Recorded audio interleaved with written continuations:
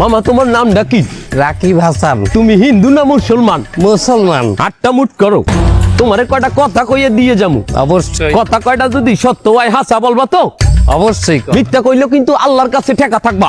না, মিথ্যা বলবো না। তুমি যেই দল সাপোর্ট করো সেই দল 36 বছর পরে ওয়ার্ল্ড কাপ পাইছে, কথা ঠিক না বে ঠিক? ঠিক। রাগ করলা? না, রাগ করি না। তুমি যেই দল সাপোর্ট করো সেই দলে যেই সেরা প্লেয়ার হয় সেই আদ দিয়ে একটা গোল দেয়, কথা ঠিক কিনা? ঠিক। রাগ করলা? না, রাগ করি না। তুমি যেই দল সাপোর্ট করো সেই দলে বর্তমানে একটা প্লেয়ার ছাড়া আর কেউ খেলতে পারে না, কথা ঠিক না বে ঠিক? ঠিক। রাগ করলা? না, রাগ করি না।